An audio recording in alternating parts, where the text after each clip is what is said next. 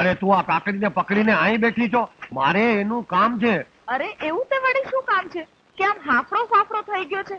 આવી રીતે તો તે મને ગોતી નથી. અરે ભાઈ, આ મારા ભાઈબંધ ચંદનના પૈસા ચોરાઈ ગયા છે. હું અત્યારે બહુ ઉપાધિમાં છું. એની બેનના લગ્ન અટકી જશે અને આ સમાચાર મારે ગમે તેમ કરીને કેસરને પહોંચાડવા છે. અરે કાકડી, તું એક કામ કર, જો આ સમાચાર છે ને, તું જઈને કેસરને પહોંચાડી આવ. જો હું તારે ગળે બાંધી દઉં છું.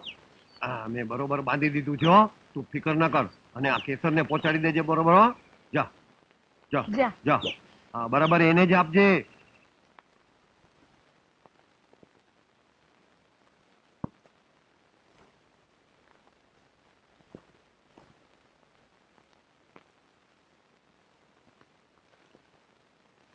બાપુ, હે? કેમ ચૂપચાપ બેઠા છો? શું વિચારમાં પડી ગયા? જો દીકરી, મારે તને કેટલાય વખતથી એક વાત કહેવી હતી. આજે તારી માં જીવતી હોત તો મારે આ વાત ન કરવી પડે. પણ બાપુ, એવું તે શું છે?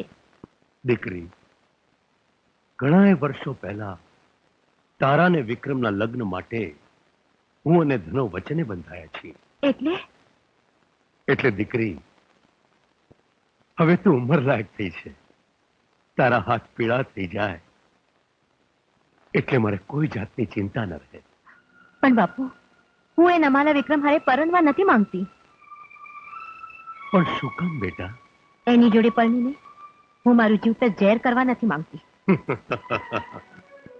દીકરી, આપણા કુળમાં જીવતર કરતા વડીલોના વચનના મૂલ વધારે હોય છે. એ નિભાવે જ છૂટકો. દીકરી, તારે લગ્ન તો વિક્રમ હારે જ કરવા પડશે.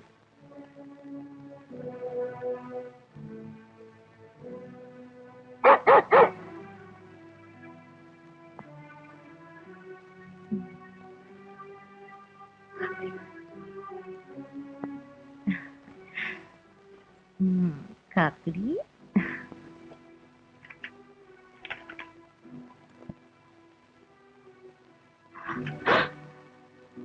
કરિયાવર માટે રાખેલ પૈસાની ચોરી થઈ ગઈ.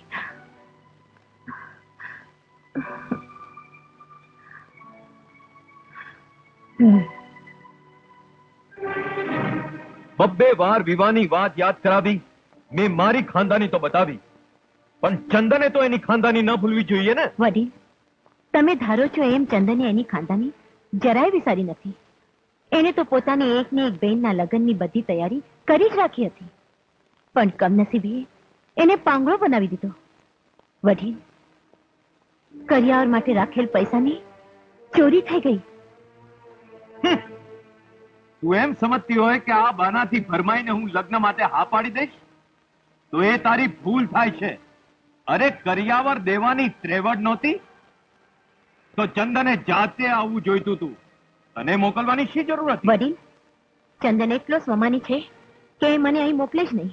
હું અહીં આવી છું એની તો ચંદને ખબર નથી. તો પછી કયા નાતે તું મને કહેવા આવી છે? એક સ્ત્રીના નાતે, એક સૈયરના નાતે હું તમને એક સ્ત્રીના હૃદયની વ્યથા સમજાવવા આવી છું. મારે એ બધું સમજવાની જરૂર નથી. તમારે તો જરૂર ન જ હોય ને. તમે પુરુષ છો, તમને શું ખબર કે સ્ત્રી એક વાર જેને પોતાના હૃદયમાં વસાવે છે એને જિંદગીભર નથી ભૂલી શકતી. અને રાધાએ તો મોહનને કાયમ માટે પોતાના મન મંદિરમાં વસાવ્યું છે.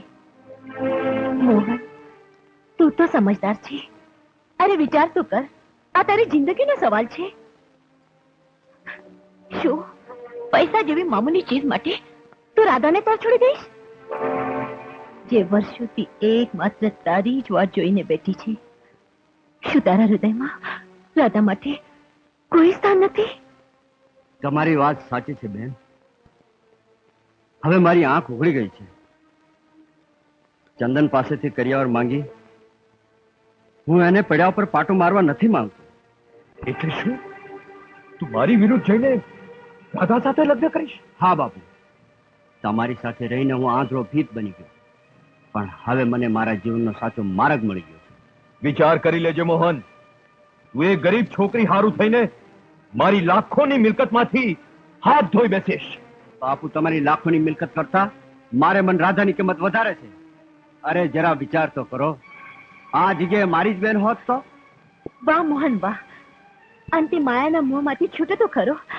આજે રાધા અહીં હોત ને તો આ વાત સામેની ખુશીની મારી ગાંડી થઈ જાત. એ તો ગાંડી થાત કે નહીં, પણ મોહન તું જરૂર ગાંડો થઈ ગયો છે. એને તમે જે ગણો તે બાપુ, હું લગ્ન કરીશ તો રાધા સાથે, અને એ પણ કર્યાવર લીધા વગર.